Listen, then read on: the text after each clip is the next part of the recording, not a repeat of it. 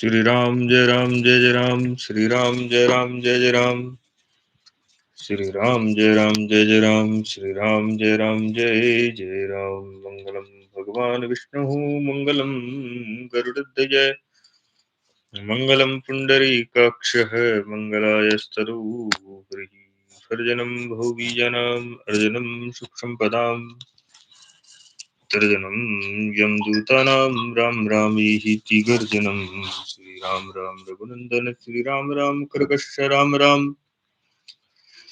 श्रीराम राम भरताग्रज राम राम श्रीराम राम शरणं भोवे राम राम।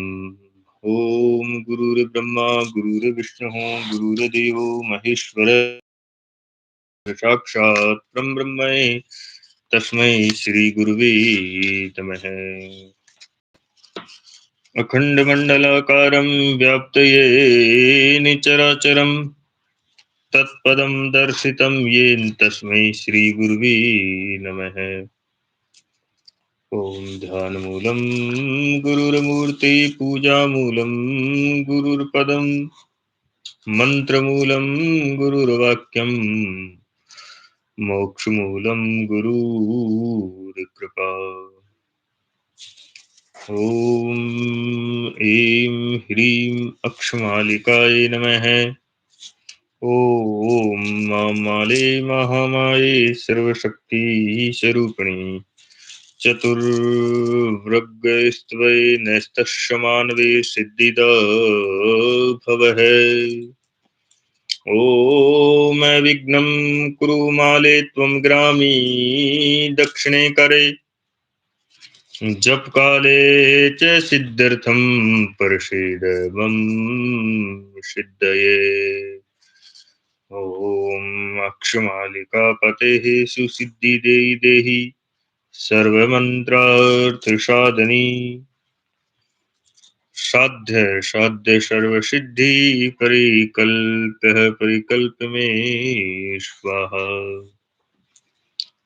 भगवान की कृपा से इस आध्यात्मिक चैनल के माध्यम से हम जो भगवान का नाम स्मरण एवं राम नाम संकीर्तन जो हम इस चैनल के माध्यम से कर रहे हैं, तो केवल राम नाम महिमा की जो बात हम 2-5 मिनट करते हैं, तो प्रभु की कृपा से आज का जो चिंतन और मनन जो हमारा है वो केवल मध्य मार्ग अर्थात जो भक्ति अर्थात भगवान का जो मिलन है वो कैसे हो, तपस्या और साधना दोनों में क्या अंतर है, इस पे 2 मिनट की हम चर्चा करेंगे। कि एक सीधी सी बात है कि भगवान तपस्या से नहीं मिलते हैं कभी भी। तप से मन पर विजय पाई जा सकती है, अर्थात हम इंद्रियों को वश में जरूर कर सकते हैं, लेकिन तप से भगवान नहीं मिलते हैं। ये हमारे एक गलत फहमी रहती है दिमाग में। इस चैनल के माध्यम से मैं आप सबसे यही निवेदन करूं कि जो तपस्या है वो मानसिक और जो हमारी इंद्रियों को वश में करने का काम है। कि सर्दी में अपने शरीर को सर्दी में रखना, गर्मी में अग्नि में अपने शरीर को रखना, जल में अपने शरीर को रखना, नंगे पांव घूमना, ये एक साधना और तपस्या दोनों में बहुत अंतर है। इस चैनल के माध्यम से मैं आप सबसे यही निवेदन करूं कि भगवान जो है वो भोजन से नहीं मिलते हैं। जो लोग अपने आप को भूखा रख रहे हैं, दुराग्रह से नहीं मिलते हैं कभी भी भगवान। भगवान तो प्रेम से मिलते हैं। ऐसे हठी लोग जो अपने दुराग्रह से कष्ट उठाकर विफल हो जाते हैं, अर्थात किसी को हम बता भी रहे हैं, और जब उन लोग वो वहां तक नहीं पहुंचते, तो वो भगवान के प्रति अविश्वासी हो जाते हैं, नास्तिक हो जाते हैं बिल्कुल। इसी प्रकार जैसे हम उदाहरण के तौर पे समझे कि 2 मुट्ठी चने का आहार करके अपने आप को जीवित रखना, ये शरीर को कष्ट देने की बात है, ये तपस्या की बात है, साधना की बात नहीं है ये, इससे भगवान नहीं मिल सकते। ऐसे अप्रिय आहार, अनाहार, रेगुलर व्रत रखना, क्योंकि कल जैसे अपन जो बात कर रहे थे कि जैसा खाओगे अन्न वैसा होगा मन। तो आहार जो है वो शरीर के लिए बहुत जरूरी है, और अगर शरीर है तो ही साधना है। शरीर साधना की पूर्णता के लिए मन स्वच्छ चाहिए, और मन शरीर के स्वस्थ रहने से रहेगा, क्योंकि शरीर ही जब स्वस्थ नहीं रहेगा तो मन कहाँ से स्वस्थ रहेगा। और महापुरुषों की बात तो छोड़ दें कि अगर किसी दूसरे को देख के हम ये सब कर रहे हैं, तो वो बात एक अलग है। साधन का साधक का जो मन ऐसी अवस्था में या तो मूड रहता है, क्योंकि जो भूखा रहेगा अपने शरीर को कष्ट देगा, या भोजन की चिंता में रहेगा कि यार कब सी के व्रत पूरा हो और हम आहार करें। ये सब महापुरुषों के एक योग के द्वारा क्रिया की जाएगी तो आ सकता है, लेकिन हम आज से ही शुरू करें कि हम 7वां दिन व्रत कर रहे हैं या 5 दिन लगातार व्रत हो रहा है। आहार से युक्त करने का आदेश देने के साथ-साथ भगवान उसी स्वर में आगे वेदों के माध्यम से विहारस्य शब्द कहते हैं। विहार शारीरिक क्रियाओं को भी संयम और प्रमित रखना ही विहार है। ये नहीं है कि अपने आप को हम भूखा रख रहे हैं, अग्नि में तपा रहे हैं, जल में रह रहे हैं। इसके संग्रह में ही व्यक्ति व्यस्त रहता है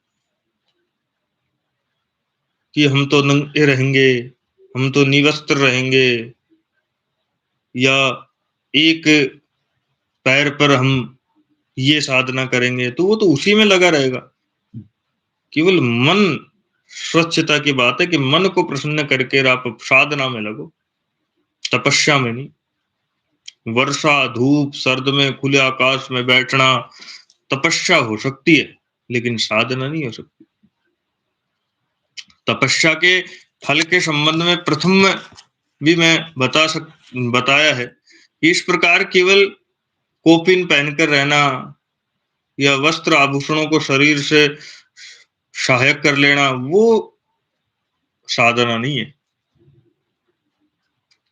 अतः आप त्याग की वृत्ति साधक में जरूर होनी चाहिए, कि वो सब संग्रह भी नहीं होना चाहिए साधक के पास जिसकी आवश्यकता ही नहीं हो, और वो सब त्यागना भी नहीं चाहिए जिससे शरीर ही सही ना हो, अर्थात हम स्वस्थ ही ना रहे।